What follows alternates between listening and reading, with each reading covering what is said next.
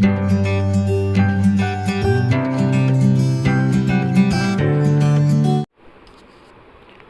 Friends, आपका मेरे channel में स्वागत है। आज हम करेंगे principles of management. Principles of management क्या है, किसने दिया है, अभी वो करेंगे और कितने प्रिंसिपल्स हैं। ओके, अभी ये हमें Henry Fayol was a French. Henry Fayol ने हमें 14 प्रिंसिपल्स ऑफ मैनेजमेंट दिए। Okay, Henry Fayol was the French mining engineer who becoming a leading industrialist and a successful manager. He started his career as a mining engineer in French mining company. ये पहले mining engineer था, उसके बाद इसने इतना अच्छा career इसमें बनाया, लीडिंग इंडस्ट्रियलिस्ट में और सक्सेसफुल मैनेजर में। ओके, फ्रेंच माइनिंग कंपनी में ये इंजीनियर था and rose to position of the chief managing director. उसके बाद उसने वो चीफ मैनेजिंग डायरेक्टर का काम किया। तो इस as a top most managing director काम करने के वजह से इसने अपने बुक में ये 14 प्रिंसिपल्स मैनेजमेंट के बताए कि कौन से 14 प्रिंसिपल्स ऑर्गेनाइजेशन को फॉलो करने चाहिए after conducting many experiment and observation in organisation. इसने 14 प्रिंसिपल निकाले एक्सपेरिमेंट करके, 14 प्रिंसिपल्स और ऑर्गेनाइजेशन में एक्सपेरिमेंट और इससे ऑब्जर्वेशन से। इस फेमस जर्नल बुक में कौन से जर्नल एंड इंडस्ट्रियलाइजेशन एडमिनिस्ट्रेशन, इस बुक में इसने अपने 14 प्रिंसिपल्स ऑफ मैनेजमेंट बताए। ओके, अभी ये due to this contribution in development of managerial thought he is called as a father of. ये इतना बड़ा कंट्रीब्यूशन करने के वजह से हेनरी फ्योल को फादर ऑफ मॉडर्न मैनेजमेंट माना जाता है। अभी following are the 14 principles of the Henri Fayol which serves as a guide for decision making and management action. Management action लेने के लिए और डिसीजन मेक करने के लिए ये 14 प्रिंसिपल्स काम आते हैं। देखते हैं कौन सा। ओके, अभी है division of work. Principle of division of work. Principle of division of work मतलब क्या? Proper work should be divided into proper time. अगर टाइम प्रॉपर है, एम्प्लॉयज़ प्रॉपर डिवाइडेड हैं, वर्क प्रॉपर डिवाइडेड है, तो क्या होगा? वर्क प्रॉपरली कन्वर्ट होगा इनटू एक्शन। अगर हमारा डिसाइड ही नहीं है, डिवीज़न ही नहीं किया हुआ है वर्क का कि कौन सा एम्प्लॉय क्या वर्क करेगा, तो क्या होगा? ये प्रॉपरली वर्क कंडक्ट नहीं होगा। Principle of responsibility and authority. अभी principle of responsibility and authority क्या होता है?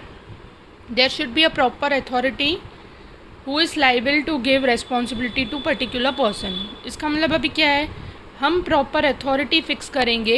एक अथॉरिटी फ़िक्स करना जो अथॉरिटी रिस्पॉन्सिबल रहेगा सामने वाले से काम कराने के लिए।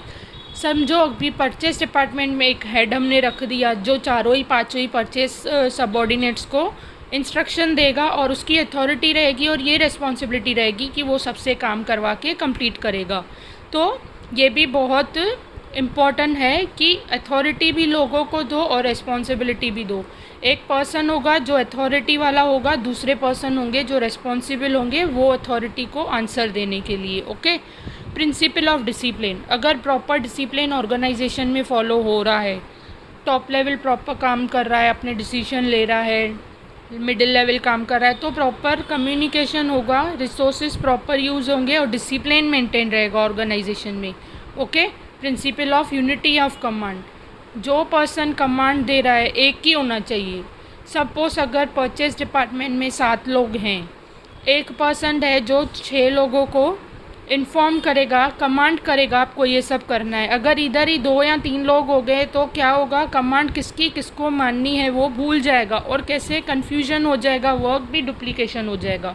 इसके लिए कमांड यूनिटी होनी चाहिए। एक ही पर्सन होना चाहिए जो कमांड करेगा कि आपको ये काम ये टाइम पे इस पर्सन को बताना है।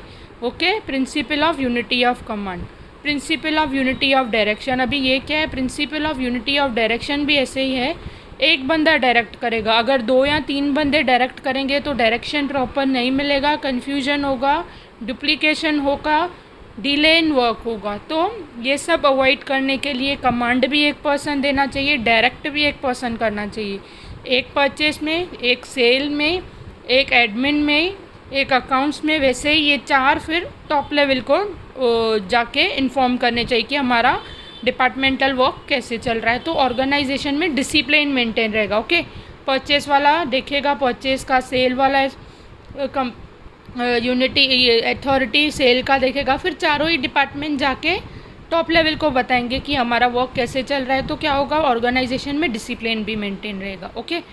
6th है principle of subordination of interest into group interest. अभी इंडिविजुअल इंटरेस्ट, हर किसी का अपना इंटरेस्ट होता है ऑर्गेनाइजेशन में काम करने के लिए कि मुझे यहाँ पे क्या मिल रहा है, पर अगर वो हमारा सोच ऑर्गेनाइजेशन में कैसे कन्वर्ट करना है कि ऑर्गेनाइजेशन को हमें क्या देना है, ये को सोच कन्वर्ट करने के लिए मैनेजर्स को वो एम्प्लॉयज़ को क्या करना पड़ेगा, पर्क्स देने पड़ेंगे, मोटिवेशन देना पड़ेगा, मॉनिटरी नॉन मॉनिटरी इंसेंटिव्स देने पड़ेंगे, जॉब सिक्योरिटी देना पड़ेगा। फिर क्या होगा, इंडिविजुअल का इंटरेस्ट बढ़ के और ऑर्गेनाइजेशन के इंटरेस्ट में कन्वर्ट होगा कि अगर हम ऑर्गेनाइजेशन को फ़ायदा देंगे तो ऑर्गेनाइजेशन हमें भी फ़ायदा देगी। Okay.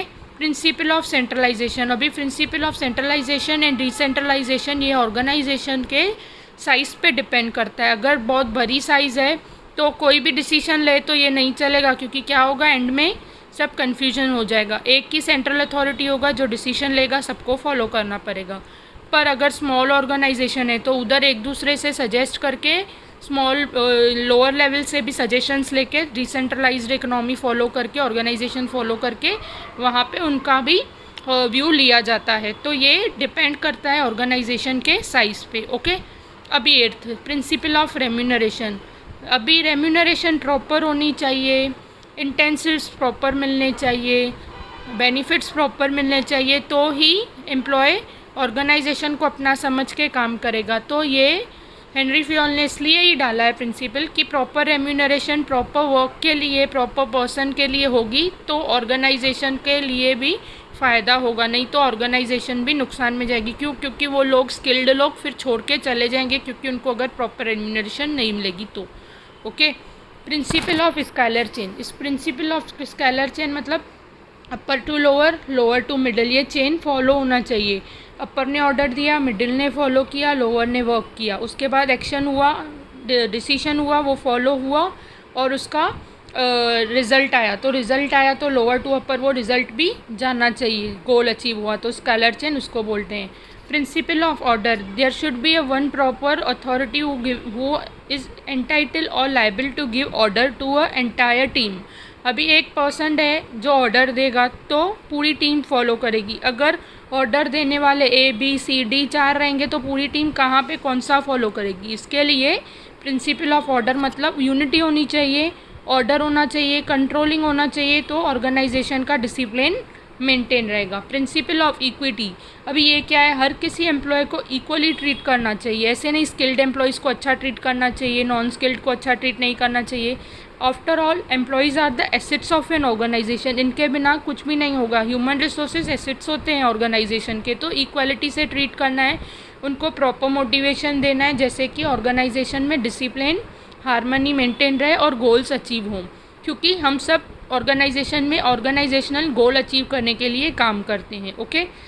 Principle of stability of tenure. अभी ये क्या है, अगर किसी भी एम्प्लॉय को स्टेबिलिटी नहीं होगी, जॉब में सिक्योरिटी नहीं होगी, पता नहीं होगा कि मैं कितने टाइम तक यहाँ पे हूँ, तो क्या रहेगा, वो लीस्ट इंटरेस्टेड रहेगा वर्क करने के लिए। उसका टेन्योर फिक्स होना चाहिए कि आप 2 साल के लिए, 3 साल के लिए, 5 साल के लिए आप फिक्स्ड हो, ये काम आपको ही करना है, इसके बाद हम दूसरे को किसी को देखेंगे, आपको फिर प्रमोट करेंगे। तो ये टेन्योर फिक्स होना चाहिए। ये टेन्योर अगर फिक्स नहीं होगा तो इंडिविजुअल इंटरेस्ट भी नहीं आएगा, ऑर्गेनाइजेशनल इंटरेस्ट भी नहीं आएगा। ओके। Principle of initiative. इसका मतलब क्या है, इनिशिएटिव मतलब हर किसी एम्प्लॉय को इतनी मोटिवेशन होनी चाहिए कि हर कोई एम्प्लॉय इनिशिएट करके अपने भी व्यूज़ ऑर्गेनाइजेशन के डेवलपमेंट के लिए दे। अगर प्रॉपर डिसिप्लिन होगा, सेंट्रलाइजेशन होगा, एम्प्लॉयज़ को प्रॉपर ट्रीटमेंट दिया जाएगा, तो एम्प्लॉयज़ क्यों नहीं इनिशिएट लेके अपना भी सजेशंस देंगे और आइडियाज़ देंगे for the betterment of organisation. Okay.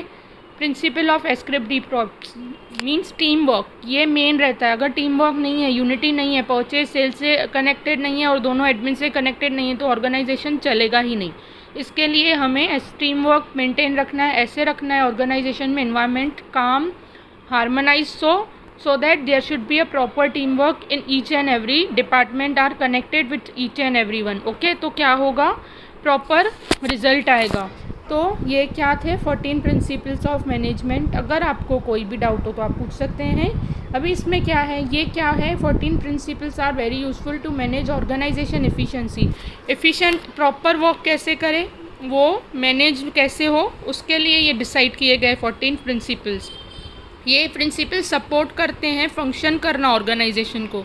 अगर ये फॉलो होंगे तो ऑर्गेनाइजेशन का फंक्शन प्रॉपर वे में होगा, और ये एप्लीकेबल होता है मॉडर्न मैनेजमेंट एरिया में, सब करते हैं, यूनिवर्सली एप्लीकेबल है और लॉजिकली एप्लीकेबल है। ओके, अगर आपको कोई भी डाउट हो इससे रिलेटेड या किसी भी टॉपिक से रिलेटेड, कमेंट करें। Thanks for watching my video. Like, subscribe and share my channel. Thank you.